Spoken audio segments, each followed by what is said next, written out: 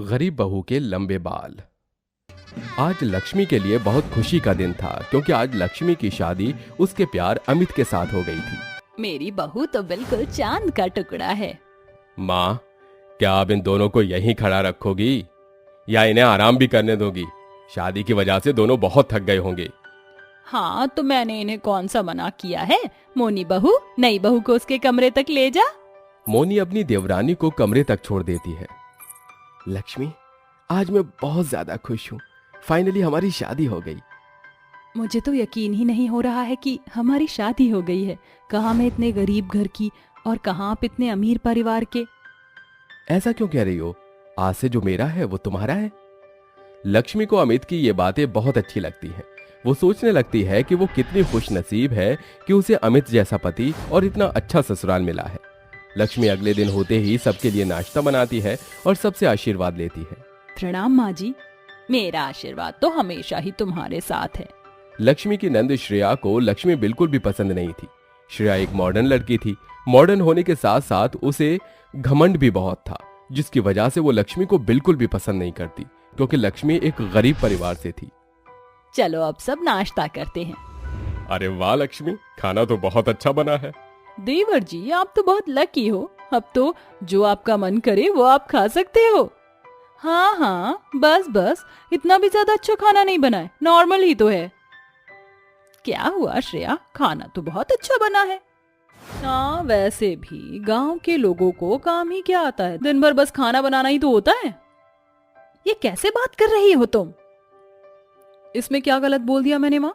जो सच है वही तो बोला है। यही तमीज है क्या बड़ों से बात करने की? ओह, तो क्या अब मुझे इस गरीब से भी तमीज से बात करनी होगी क्या? श्रेया, रहने दीजिए माँ जी, वैसे भी श्रेया ठीक कह रही है, इसमें कोई गलत बात नहीं है। श्रेया, तुम खाना खा लो। मुझे इसके बनाए हुए खाने को खाने में कोई इंटरेस्ट नहीं है। मुझे लेट हो रहा है, मैं कॉलेज जा रही हूँ, बाय। बहू, इसकी बातों का ज्यादा ध्यान मत देना, नादान है ना अभी। ये कैसे किससे बात करनी है कैसे नहीं, इससे कुछ पता नहीं है। कोई बात नहीं माँ जी। बहू, तुम रेडी हो जाना, शाम को तुम्हारी मुंह दिखाई है ना। ठीक है माँ जी, मैं समय से तैयार हो जाऊंगी। लक्ष्मी रेडी होकर मुंह दिखाई के लिए बाहर आ जाती है, जहां सारा परिवार और पड़ोसी पहले से ही मौजूद होते हैं। अरे आ गई बहू तुम। अब सभी एक एक कर लक्ष्मी की मुंह दिखाई करते हैं और उसकी सुंदरता और उसके सुंदर घने लंबे बालों की बहुत तारीफ करते हैं। क्या बात है रेनू, तेरी बहू तो सुंदर होने के साथ साथ इसके इतने लंबे बाल भी हैं।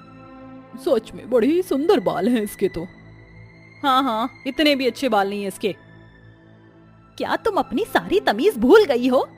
इसमें तमीज की क्या बात है? पता नहीं भाई क्यों इस गरीब घर की लड़की को ले आए। रेनू को श्रेया की इस हरकत पर बहुत गुस्सा आता है और वो उसे सबके सामने एक जोरदार थप्पड़ मारती है।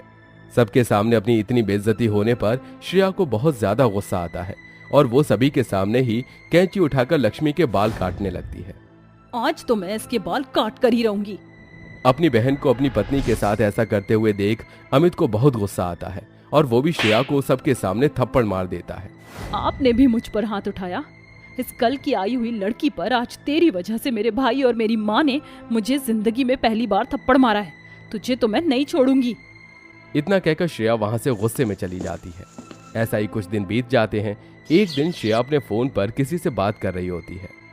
हेलो हेलो, हाँ मैं बात कर रही हूँ। याद है तुम्हें क्या काम करना है? हाँ, मैं उसे लेकर मॉल आ रही हूँ, तुम दोनों तैयार रहना। श्रेया की बातों से ऐसा लग रहा था कि वो कुछ गलत प्लान कर रही है। श्रेया जल्दी से हॉल में जाती है जहां सब बैठे होते हैं। माँ, मैं शॉपिंग करने जा रही हूँ। शाम हो गई है, कल चली जाना। नहीं माँ, मुझे आज ही जाना है, आज सेल लगी है इसलिए। ठीक है, अकेली मत जाओ, किसी को साथ में ले जाओ। एक काम करो, मोनी और लक्ष्मी में से किसी को ले जाओ। एक काम करो श्रेया, तुम लक्ष्मी को ले जाओ क्योंकि मुझे खाना बनाना है और लक्ष्मी भी शहर देख लेगी। ठीक है भाभी, आप रेडी हो जाइए, मैं आपका वेट कर रही हूँ। लक्ष्मी भी अब रेडी हो जाती है और श्रेया लक्ष्मी दोनों ही मॉल के लिए निकल जाते हैं। श्रेया, हम कब से चल रहे हैं, ये मॉल कहाँ है? आ जाएगा भाभी, आप चलो तो। रात होने वाली है, ऊपर से हम जंगल के रास्ते पर हैं। मैं हूं ना भाभी, डरो मत। लक्ष्मी को बहुत अजीब लग रहा होता है कि तभी वहां दो गुंडे आ जाते हैं जो लक्ष्मी को पकड़ लेते हैं। अरे कौन हो तुम लोग और तुम लोगों ने मुझे क्यों पकड़ा है? आज तो तुम्हारा खेल खत्म। इसका काम खत्म कर दो। क्या ये सब तुमने किया है श्रेया? मैंने तुम पर भरोसा किया और तुमने मेरे साथ ये किया? तेरी वजह से मेरे भाई और माँ ने मुझ पर हाथ उठाया, सिर्फ तेरी वजह से। तू क्या समझती है मैं तुझे ऐसे ही छोड़ दूंगी? आज तेरा हमेशा के लिए खेल खत्म। श्रेया के इतना कहते ही वो गुंडे श्रेया के सिर पर मार देते हैं, जिससे श्रेया नीचे गिर जाती है और सबको लगता है कि श्रेया मर गई। वेरी गुड, ये लो तुम्हारी बाकी की पेमेंट। श्रेया को जंगल में अकेला पाकर उन गुंडों की नीयत बिगड़ जाती है, जिसके बाद वो श्रेया को छेड़ने लगते हैं। अरे बहुत दिनों से कोई फंसा नहीं था, आज तू फंस गई। तुम लोग क्या कर रहे हो? मैं पुलिस कंप्लेन कर दूंगी तुम दोनों की। कर दे, हमारे साथ साथ तू भी फंसेगी, समझी? इतना कहकर वो गुंडे श्रेया के पास जाने लगते हैं कि तभी लक्ष्मी पीछे से उनके सिर पर डंडे से वार कर देती है, जिससे वो दोनों वहीं बेहोश हो जाते हैं। सिर पर चोट लगने की वजह से लक्ष्मी नीचे गिर जाती है और बेहोश हो जाती है। भाभी भाभी उठो, आप ठीक हो ना? हे भगवान, ये मुझसे कितनी बड़ी गलती हो गई है, मैंने क्या कर दिया? श्रेया को अपनी गलती का एहसास हो जाता है। वो जल्दी से पुलिस और एम्बुलेंस को कॉल करती है, जिससे पुलिस उन गुंडों को पकड़कर ले जाती है और एम्बुलेंस श्रेया को हॉस्पिटल ले जाती है। डॉक्टर लक्ष्मी का इलाज करते हैं, जिसके बाद लक्ष्मी को होश आने लगता है। भाभी आप ठीक हो ना? प्लीज मुझे माफ कर दो, मुझसे बहुत बड़ी गलती हो गई। मैंने आपके साथ इतना सब कुछ किया और आपने मेरी जान बचाई। कोई बात नहीं, मैंने तुम्हें माफ किया। तुम्हें अपनी गलती का एहसास हो गया, इतना काफी है मेरे लिए। अब सारा परिवार हॉस्पिटल आ जाता है। अरे तुम ठीक तो हो ना लक्ष्मी? हाँ जी, मैं ठीक हूँ। लेकिन बहू, ये सब हुआ कैसे? कुछ नहीं माँ जी, रास्ते में कुछ गुंडों ने हमारे ऊपर अटैक कर दिया था, बस। लक्ष्मी की ये बात सुनकर श्रेया को बहुत ज्यादा बुरा लगता है, जिससे वो अपनी गलतियों पर शर्मिंदा होती है। लेकिन लक्ष्मी के माफ करने पर अब सब कुछ ठीक हो चुका होता है। लक्ष्मी के इस कदम से श्रेया अब हमेशा के लिए सुधर जाती है।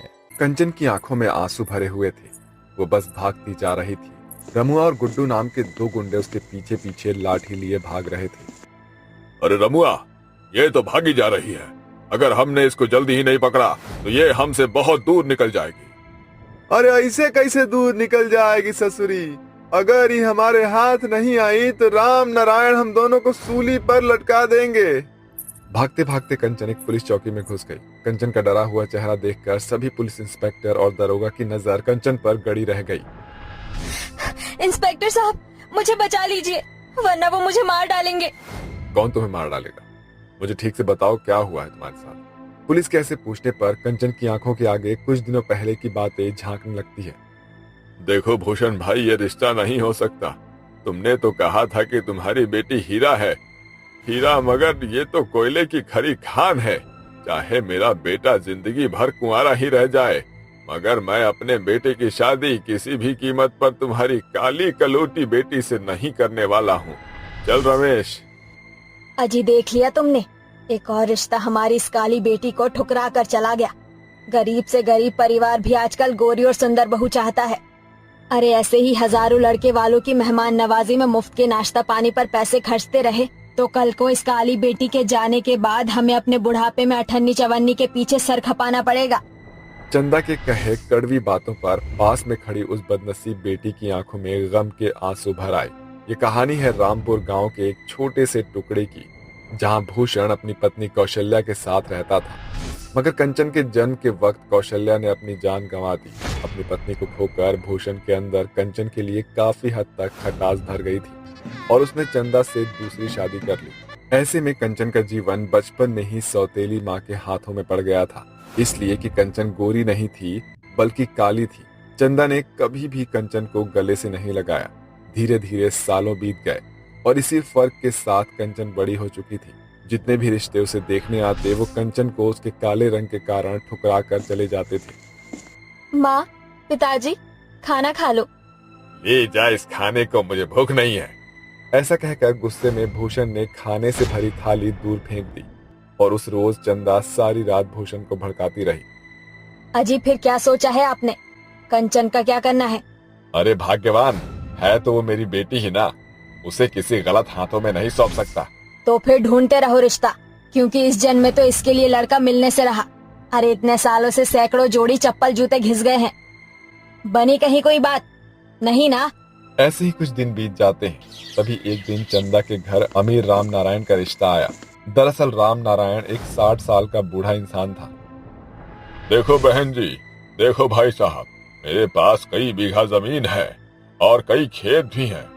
आप बस अपनी बेटी की शादी मुझसे कर दीजिए। आपकी बेटी को रानी बनाकर रखूंगा और फिर अभी तो मैं जवान हूँ। राम नारायण की बड़ी उम्र को देखकर भूषण पीछे हट गया और बोला, माफ करना, मगर ये रिश्ता नहीं हो सकता। अरे ऐसे कैसे? भाई साहब आप जरा ठहरिए। इसके बाद चंदा और भूषण बात करते हैं। अजय क्या खराबी है राम नारायण में? इतना अमीर है वो, हमारी कंचन को पलकों पर बिठा कर रखेगा। और तो और दान दहेज में एक पाई नहीं मांग रहा है। और फिर कंचन भी कोई हूर की परी तो नहीं है। मेरी मानो तो हाँ कर दो, वरना कल को कौन ब्याहेगा हमारी काली बेटी को? जैसे जैसे कंचन की उम्र बढ़ेगी जमाने में हमारी थू होगी। इससे बढ़िया समय से इसकी शादी कर दो। चंदा की भड़कावे भरी बातों ने पूरी तरह से भूषण का दिमाग बदल दिया था और कंचन के काले होने के कारण भूषण और चंदा ने अपनी बेटी की शादी एक बड़ी उम्र के इंसान से तय कर दी और शादी की तैयारियां भी शुरू हो गई थी, जिसके साथ कंचन को हल्दी और मेहंदी लगना शुरू हो गया था। चंदा चाची, सभी ने कंचन को हल्दी लगा दी, आप भी कंचन को हल्दी लगा दीजिए। क्यों नहीं लगाऊंगी मैं अपनी बेटी को हल्दी, सौतेली ही सही, मगर मैं इसकी माँ जो ठहरी। चंदा ढेर सारी हल्दी अपने हाथों में लपेटकर गुस्से में कंचन के चेहरे पर मलने लगती है और उसे उस वक्त भी उसके काले रंग के लिए कोसती है। लो बिटिया रानी, अच्छे से हल्दी मल ले, कम से कम इस हल्दी से तेरा काला पक्का रंग कुछ तो उतर जाए। इस तरह एक एक करके सारी रस्में खत्म हो जाती है। शादी की घड़ी पास आने के साथ हर लड़की की तरह कंचन भी मन ही मन अपनी शादी के ख्वाब सजाने लगती है और शादी का दिन आ गया और राम नारायण बारात के साथ भूषण और चंदा के घर आया, जहां राम नारायण को मंडप में बैठा देख रूपा के चेहरे का रंग उड़ गया और वो आंसू भरी आंखों के साथ भागती हुई कंचन के पास आई। अरे रूपा, तू आ गई? बारात देखकर बताना कैसा दिखता है मेरा दूल्हा।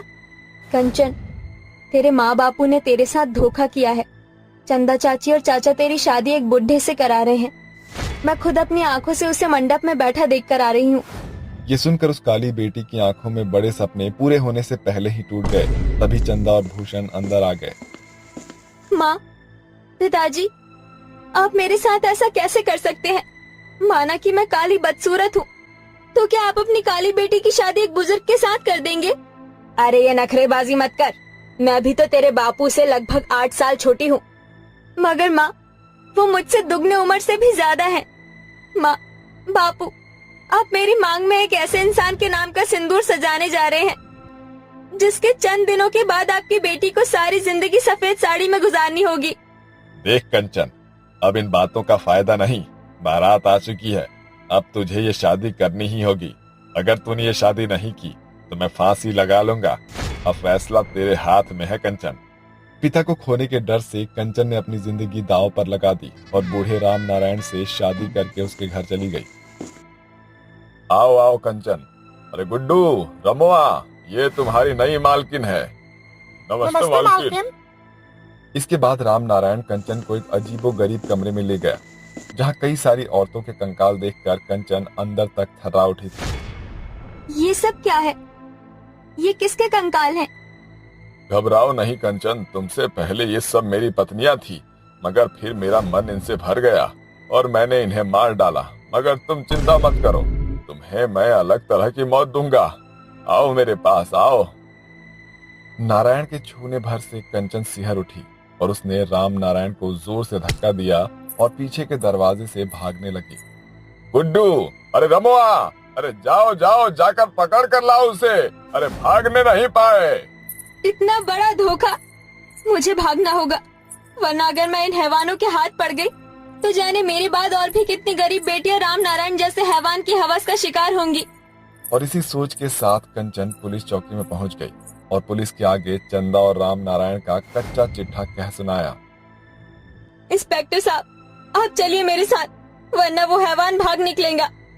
इसके बाद पुलिस की जीप सीधे राम नारायण के घर पहुंची और सारे कंकाल को बरामद कर लिया और चंदा की सच्चाई भी भूषण की आंखों के सामने आ गया और भूषण ने चंदा को एक जोरदार थप्पड़ मारकर कहा, झूठी फरेबी मक्कार, मैंने तुझ पर आंख बंद करके भरोसा किया और तूने मेरी ही बेटी की सौदेबाजी कर दी। मुझे भनक भी नहीं लगी इस बात की। अच्छा हुआ जो भगवान ने तेरी कोख को बंद रखा। चली जा मेरी नजरों से दूर, चली जा अभी के अभी। नहीं नहीं, ऐसा मत कहो, मुझे माफ कर दो, मुझसे बड़ी गलती हो गई। बेटी, मुझे माफ कर दो। माँ, मैंने आपको हमेशा अपनी माँ की नजर से देखा था, आप पर आंख बंद करके भरोसा किया था, मगर आज आपको उसी माँ का वास्ता है, फिर कभी किसी की बेटी के साथ ऐसा मत करना, वरना माँ शब्द से भी लोगों का भरोसा उठ जाएगा। आखिर में चंदा भूषण की नजरों से गिर गई। वहीं राम नारायण को भी जिंदगी भर जेल में रहकर अपने किए की सजा भोगनी पड़ी। मगर इन सब के बीच उस बदनसीब बेटी की जिंदगी बर्बाद हो गई और उस काली बेटी का घर बसने से पहले ही टूट गया। इन सब से बाहर आने में कंचन को एक बड़ा वक्त लग गया, जिसके बाद भूषण ने इस बार जांच परख करके अपनी बेटी का घर बसाया।